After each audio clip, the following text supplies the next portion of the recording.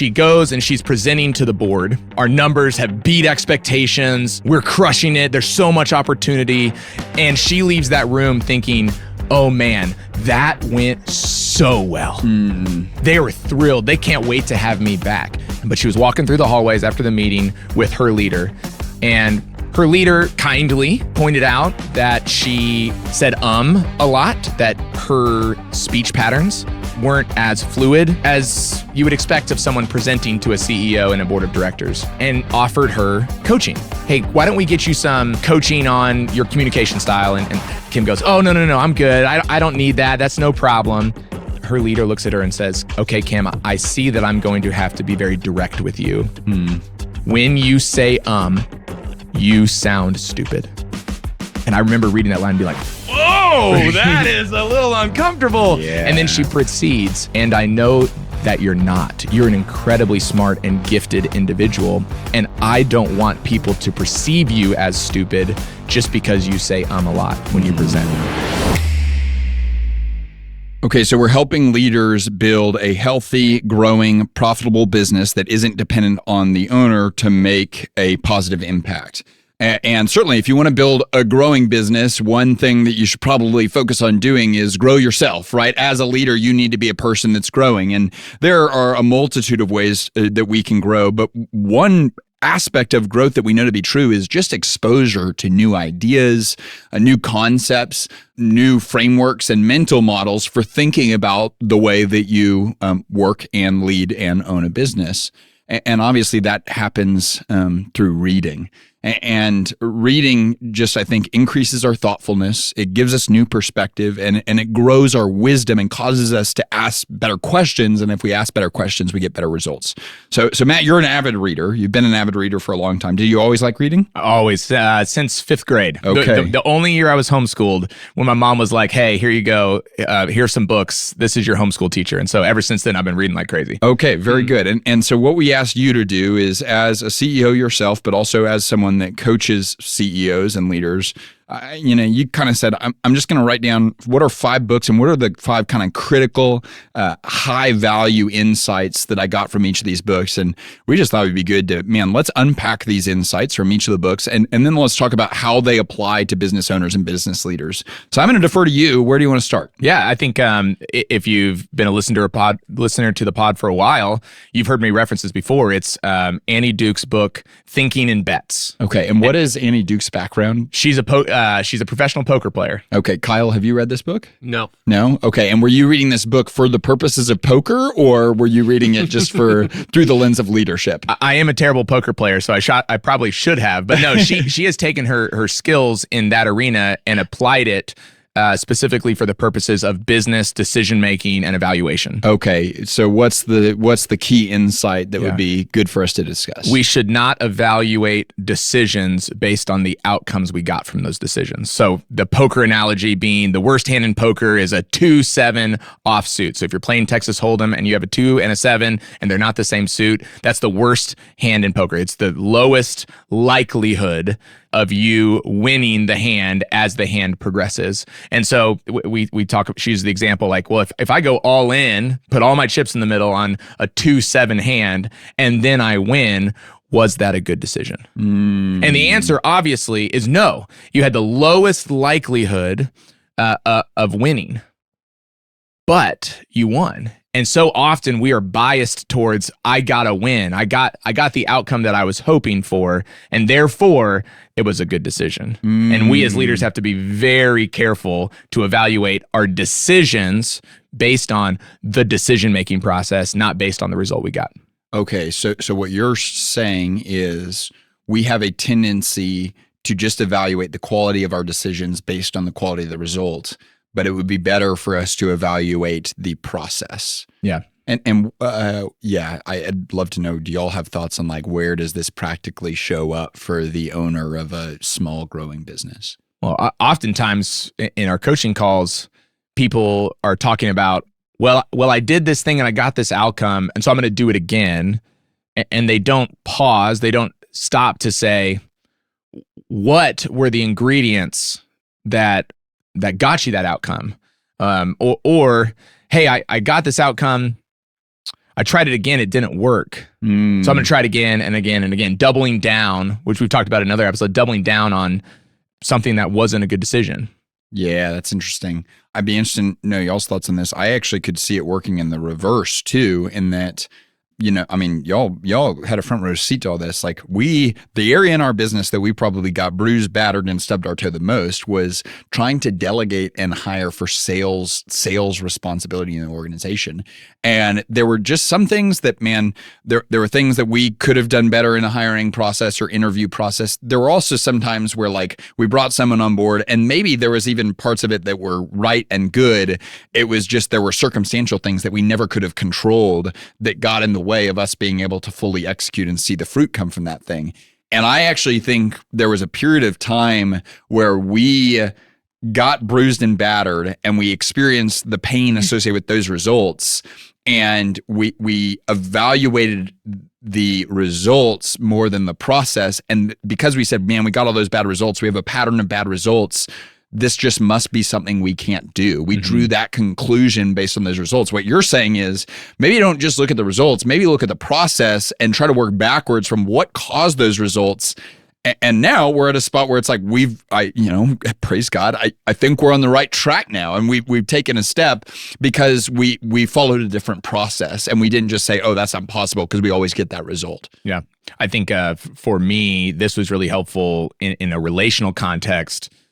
A little bit of a relational mess that I've gotten into where, you find yourself doubting, oh no, what did I do? What should I undo this decision or how could I walk this back?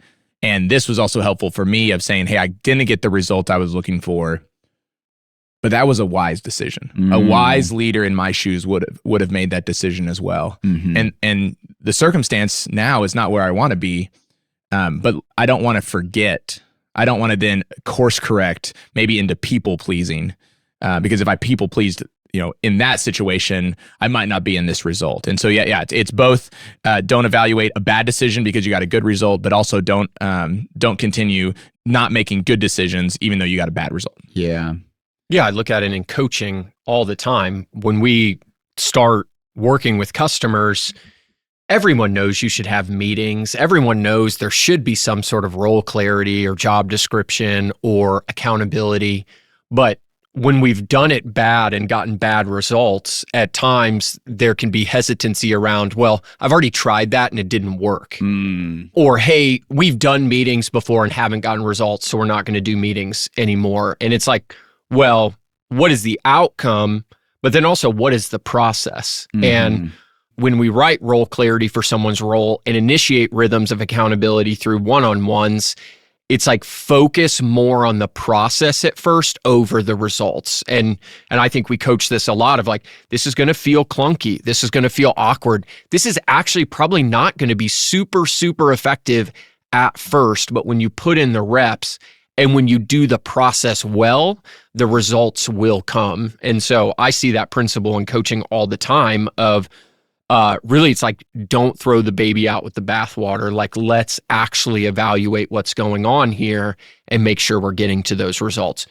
You may have bad meetings, but what are you trying to accomplish in the meetings? What is the purpose of the meeting? Let's focus on the outcome there in the process of how to get that, not just get rid of the meeting. Yeah. And then some meetings, get rid of. Yeah, that's right. Yeah. Maybe in some cases, most meetings get rid of.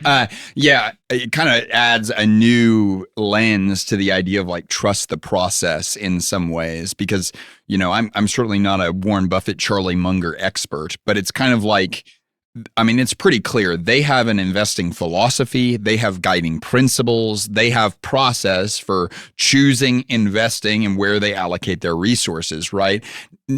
They're not always 100% successful, right? He even says the first rule of investing is never lose money. And there's been times where he's lost money, right? When he loses money, does he say, I need to change my process because I got that bad result? It's like, no, that's the process that's gotten him to where he is today. You're just not perfect. And I think we need, part of trusting the process is not abandoning the process. Maybe it's refining and making sure you're following the process, but don't abandon it. Okay, let's go to the next book, Matt. Yeah, so the next book that I find myself referencing and coaching a fair amount, but also thinking about a lot is Turn the Ship Around. Yeah, I love that book. That's my favorite book on delegation. Yeah, and I think Stephen Covey's forward is one of the most powerful. Like, I don't know. I don't remember that. Where Stephen Covey goes out, and so the book's about the captain who turns the lowest performing submarine in the Pacific Fleet. Nuclear submarine in the Pacific Fleet. It is like the worst posting you could get. It's not a great environment, and he turns it around to the highest performing submarine in the fleet. Yeah, his name is David Marquette. It's a remarkable book, like incredibly practical. Yeah. So what was the takeaway from that book? Yeah, so Stephen Covey goes out and visits the submarine, and he's standing, I don't know what they call it, but on top outside when the submarine's above water, right above the hatch, and he's talking to the captain, and someone walks up and says, "Sir, I intend to take this ship out to sea." And he says, "Proceed." And he goes, "Well, what does that mean? I intend." And he goes into it later to explain it, but that idea of we all want leaders and employees on our team who come to us with what they intend to do, and then they go and do it. And so it's like we want people who are competent to act as we would act, or act effectively without us having to be the primary decision maker. Yeah, man, I just feel the urge to say now we're getting into some deep water is what I would say, right? Yeah. Matt laughed much harder than Kyle did at that one. Yeah. I have more kids. That's right. That's right. Hey, I hope you're getting value from this episode. I want to let you know that every week I put my best and clearest, most distilled thinking into one email. We call it Worth It Wednesday. Every Wednesday we send a whole host of leaders a principle worth learning, a question worth answering, and a recommendation worth taking, all focused on you practicing healthy growth in your business, leadership, and life. If you want to get on this email list, you can click the link below to sign up. Let's go. Okay, so Kyle, let me ask you this, like the alternative to I intend to having team members that act, operate, think like leaders and come up to you saying, I intend to do this. What's the alternative that you see oftentimes business owners or leaders settle for on their team? They settle for being the cap and the lid on their own organization because now they have to make all the decisions. And it's super easy for them to become bitter and frustrated because all of my employees do nothing but just bring me problems all day. And now I'm the one that has to solve the problem, and no one's solving any problems around here. You've kind of created that environment, but it also, like, that is why that principle is so powerful. You're allowed to bring problems. People in the organization can bring problems.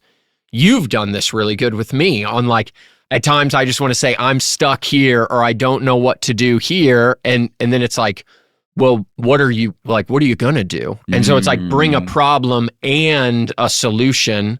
And then let's talk about what the options are within the solutions you're presenting. Yeah. But if you don't, you're stuck with all the decision making. You're stuck with all of you're just the problem catcher. That's right. And what that looks like is a bunch of people, they're still coming to you on the deck of the ship. They're just not saying I intend to. They're saying, what should I do? Yeah. What should I do? Or, I mean, J.P. Kruger, brilliant leader, incredibly effective organization. He has taught me the term upward delegation. And he said, you need to make sure that you're not creating a culture in your team where there's upward delegation of like people just hand responsibility. Like that's the opposite of what's supposed to be happening. And it's actually going to bring everything to a grinding halt, right? And so making sure that responsibility actually gets pushed into the organization. Matt, maybe it's from the book, maybe it's just from your experience as a CEO or coaching leaders. What is it that leaders do to create a culture that operates with an I intend to attitude? Yeah. One, finding people that they trust, that they trust their character, they trust their competency, they trust their courage to be a first follower. Like say, hey, I'm going to go on a journey of developing you as a leader to be a decision maker. Like you're giving them authority and you're training them. You're training them that, hey, this is how we make decisions, or here are the framework and principles that we make decisions within. I mean, this is everything from defining core values, like these are the non-negotiables, right? These are my preferences that are not just my preferences, they're the organization's non-negotiables, right? So training them to be in alignment with that, and then getting them really clear on big D direction of the organization, like vision for where we're going, but also vision for that person. Mhm. So number one is training and investing in a first follower to take a next step. I would say that the second thing is being real clear with yourself as to where you can delegate things. Like, what are some things that you shouldn't have on your plate, right? Where you are, you're finding yourself you're finding yourself running to the easy problems and solving them for other people, being the chief easy button, because there's some good dopamine associated with that, right? Yeah. And so self-evaluating, where's an area that right now I may be procrastinating the things I should be doing because this thing is easy, effective, and I like it. So finding someone to delegate to, while also being clear of, hey, what's the thing that I need to be delegating? Yeah, it's interesting to think about, like, and we probably need to ask David this question, which I actually think he lists his phone number in the back of that book. So maybe we should actually reach out. But was the thing that was keeping that ship the worst in the Navy bad decisions, or was it just that there was a lack of decisions? And like what he did is he just said, we're going to start making decisions and we're going to start moving forward. And because, like, if this is all dependent on the captain, basically what you're doing is you're reducing the rate at which you can make decisions, right? And some things you're just not even going to have visibility into, and so it's just not going to get attended to at all. What you're basically doing is you're saying, I'm going to run this ship not with 2 eyeballs, I'm going to run it with 100 sets of eyeballs, and we're all going to have the ability to do something about what we see. And what's kind of wild is it's in his scenario, his book is so good because it pushes it back against people being like, well, you can't delegate that. Like, he has nuclear weapons on board, right? And he's like trusting people with insane amounts of responsibility. And he codified, just tell me what you intend to do. And more often than not, I'm going to tell you very well. Yeah. Anything else you want to add on Turn the Ship Around? I think one of the great points that you get to early in the book is that he starts with his middle managers, not the person right below him. And so he goes and finds these folks and he says, hey, he asked a why question, which I never split the difference is not on this list. And maybe we need an entire another pod about that. But he asks a why question to get people to get some information. And then he says, well, what would I do? Or what would you do? Like, asking that question of someone who's seeing with his own eyes, what's the impact of formally the captain's decisions, and saying, what would you do? And so you don't always have to start with one level below. I don't know. You got to approach this with wisdom. You don't want to do some end runs around your leaders. He does, but apply that with wisdom. But just, going to where in the organization is there a low risk, high reward item that could start to get some momentum in this delegation I intend framework. Yeah, really good. Okay, what's the next book? I had to get a biography in here. You know that. Yeah. So the next book is Walter Isaacson's biography of Elon Musk. Probably one of the most interesting books that I read back in 2024, and a book that I got to talk about at last year's experience. And specifically, I find myself, whenever we're having a tactical conversation in coaching, coming back to his algorithm, Elon's 5 steps for how he improves efficiency and outcomes. Yeah, this is so good. So how about you just walk us through the 5 steps, and then I think it'll be good to kind of unpack some of that. Yeah. Number 1, question every requirement. Yeah. Number 2, delete what's not absolutely necessary. Number 3, simplify what's remaining. Number 4, accelerate cycle time. And number 5 is automate. Yeah. I mean, this would be we could do a whole episode on this one. Kyle, I would like to know for you, maybe it's looking at the algorithm holistically. Maybe it's looking at one of the 5 points.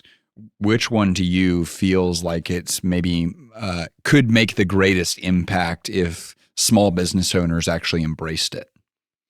I think the delete what's necessary. I like the first 2, but you made me choose one.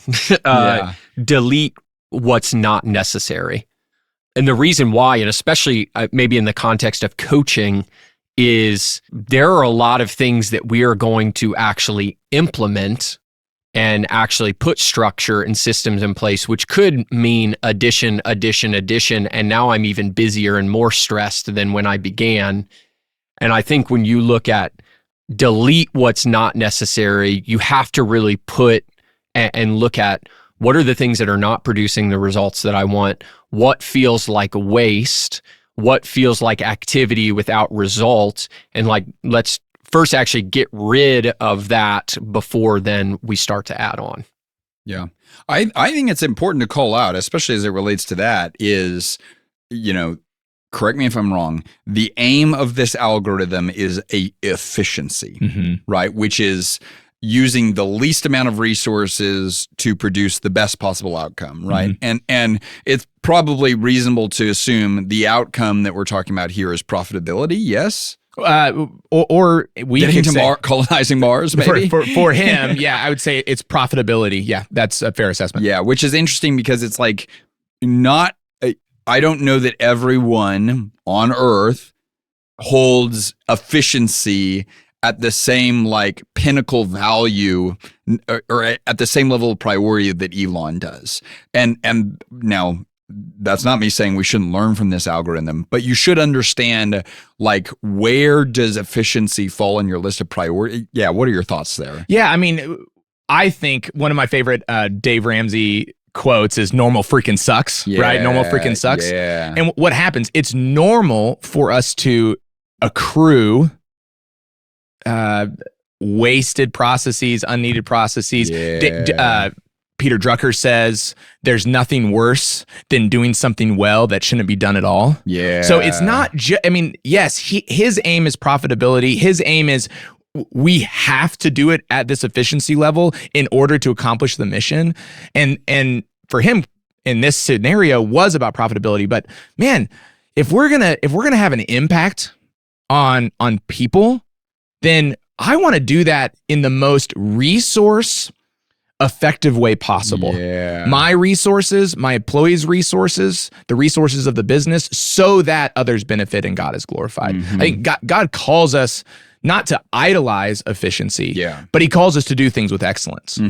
I guess the competing thought that I have in my head with this is there's a leader that I really value and respect that he kind of runs a program. It's an entertainment program, but he's built a remarkable business around this entertainment program. And I heard him make the statement recently. He said, the best version of this show is not the most profitable version of this show. Because he said, there is a way for us to be more profitable than what we currently are. And he said, and if we just pursue that as our pinnacle outcome, we become NASCAR, is what he said. And, you look at NASCAR and it's like, I mean, they have sponsored every single square inch of that sport, right? And he said, like, we have decided that like our audience that we are trying to serve and the way we're trying to serve them would not value and appreciate that. In some ways, I feel like I don't think it's a competing value, but I do think it is a complementary value to like delete anything that's unnecessary or just optimize for efficiency. Yeah. That's good. I think that there's a lot of wisdom that needs to be applied to this. Sure. Anytime, I said this in my talk, when I was preparing it, I was like, man, I'm pretty nervous to bring up Elon. Like, how are people going to respond? Yeah. Because people respond a lot of different ways. Sure. Today is the IPO of SpaceXI. Yeah. And it's like, oh, okay, he's definitely pretty efficient from a value perspective, right? Sure. But there's a lot of bad habits. There's a lot of unworthy characteristics. And there's a lot to learn. So I would say we need to approach this with wisdom. We need to approach this through the lens of mission and values, and remember that the owner is setting the standard for the outcome they're looking for. You don't need to set the standard of I'm looking for a massive net profit.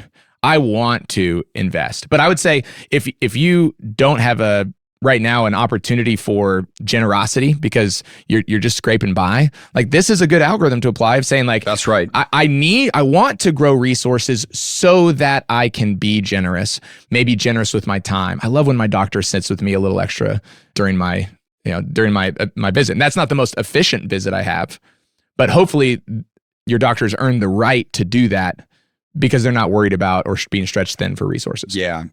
And something that stands out to me here too is it is so easy to sit in the seat of judgment of other people's outcomes as a means of avoiding getting clear about your own. Mm-hmm. And, there's a lot of people that are like, well, profit isn't the main thing for us, or like efficiency isn't the main thing. And I have been this person in the past, and it's like, you can sit there and criticize everyone else. And meanwhile, we're saying, okay, so what are you pursuing?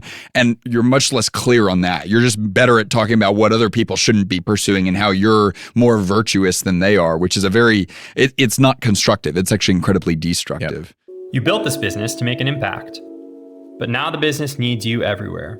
Every decision, every approval, every fire. The business grew, so did your stress. Healthy growth creates capacity, so the business can carry more without bottlenecking through you. We built the 12 Fundamentals assessment so that you can see what's strong, where the business has real momentum, and what's strained in your business and leadership. Not only that, it'll even point you towards the next right step. Take the free assessment at 12fundamentals.com. Okay, let's keep going. What's the fourth book, Matt? Number 4, Radical Candor by Kim Scott. Yeah, on my notes, your takeaway here is just, you sound stupid, which I hope that's not direct. I think that's directed towards Kyle, is what you're saying. You gave him that book yesterday with, what was it? What's the book called? Yeah, I gave you a book that I said, I think you would love this, and it's The Road Less Stupid. Yeah. There was one time where Aspen and I, at the same time, we have our evening reading books on our nightstands, and she had a book called Necessary Endings by Henry Cloud, and I had a book called The Great Divorce by C.S. Lewis. And I was like, the woman that cleans our house is going to think something is very terribly wrong. So, oh my goodness. Yeah. Okay. Let's get into Radical Candor. Yeah. So Radical Candor, we had Kim Scott, right? Kim Scott. Yeah. Kim Scott opens with a story from her career that really shaped how she gives and delivers feedback. She was a director specifically in the I think it was the AdWords team, and this was at the beginning of AdWords being a huge section of Google's revenue and profitability. And she goes and she's presenting to the board. She presents, our numbers have beat expectations. We're crushing it. There's so much opportunity. And she leaves that room thinking, oh man, that went so well. They were thrilled. They can't wait to have me back. And to some extent, they were thrilled with the results that she had presented. But she was walking through the hallways after the meeting with her leader, and her leader very kindly pointed out that she said a lot, that her speech patterns weren't as fluid as you would expect of someone presenting to a CEO and a board of directors, and offered her coaching. Hey, why don't we get you some coaching on your communication style? And Kim goes, oh, no, I'm good. I don't need that. That's no problem. And brings it up again. She's resistant again. And finally, they stop in the hallway, and her leader looks at her and says, okay, Kim, I see that I'm going to have to be very direct with you. When you say, you sound stupid.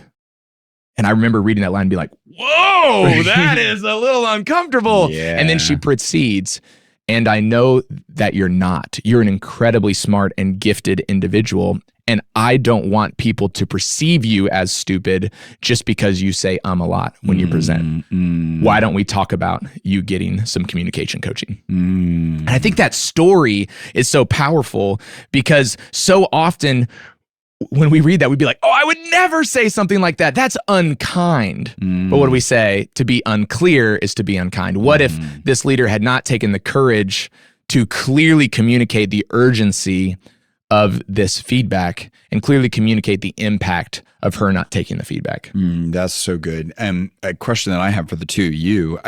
So we just recently spent some time together as a team, and one of the things that we always do at our team experience is we do affirmations. And I can't remember who it was, but someone in particular affirmed Olivia.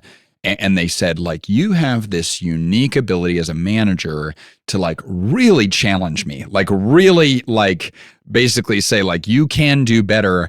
And I leave feeling encouraged, and I leave feeling with like a sense of hopefulness. And they said, it's like, man, it's just like, I can't remember who it was. Do you remember who it was? I don't know. They said, I leave just feeling like I can be better, and I leave feeling good, not bad. Then I think about it, I'm like, she actually told me some really hard things. Number one, y'all work with Olivia a lot. Do y'all agree with that perspective? Do you experience that? And what is it in terms of the way that she does it that makes it clear and kind? I'll probably have you talk about like the steps of influence, because you love using that framework, and I see that framework in Olivia. But how I see that with Olivia's been incredibly effective in. I attribute a lot of my growth as a coach to her and her ability to give feedback, and kind of the difference between like nice and kind. It's like I have a lot of. If you are nice to me, you're not going to try to rock the boat. You're going to tell me what I want to hear. You're going to say pleasantries. When you're kind, you're acting in my best interest. And so I trust Olivia. I trust her competence and her ability. And I also trust when she's telling me something, she's acting in my best interest. And she's also giving me a way out of it through me getting to borrow some of her belief, but then also paving a way for what's possible. And so for someone like that, it's like when Olivia opens her mouth to give me feedback, it's like, I'm like actually almost begging for that feedback because I know if she gives me that feedback, I get better. When I get better, people are served more effectively. And when people are served more effectively, lives are impacted. What is it about the fact that Olivia can give you feedback and I don't get the impression from either of you that you get feedback from Olivia and you're not like walking around being like, oh, Olivia and I are on the rocks now. Like we're struggling now. Like absolutely not. What does she, because I think a lot of people when they receive feedback from their boss, that is exactly how they feel. Is like there's like weeks, sometimes longer of like, oh, we're on the rocks now. And man, I need to really change everything about who I am and what I do just to reset this relationship. Thoughts there? The framework from this book is to deliver good feedback, you need to care deeply and communicate directly. And so there's one thing about Olivia that I know. She cares deeply for myself, my family, and my customers and the company. Myself, my family, my customers, and the company. And so when she's delivering feedback to me, it might be uncomfortable, but she's earned the right through her actions and through her character for me to go, she's not telling me this to harm me. It might hurt a little bit. She's telling me this because she has a vision for me and for our customers and for our company on the other side of this, of the other side of me implementing and hearing this feedback. She cares a lot. A lot. Yeah, I think that's so well said. Okay, well, the book recommendations that we'll put in the show notes of the episode are Thinking in Bets, Turn the Ship Around, Elon Musk, particularly the Walter Isaacson version, right? And Radical Candor by Kim Scott. Matt, thanks for compiling this list, and thank you all for unpacking this together. Super fun. Hey, y'all, thanks so much for watching. If you want more content like this, we've got some killer stuff planned. So make sure you rate, review, and subscribe. Let's go.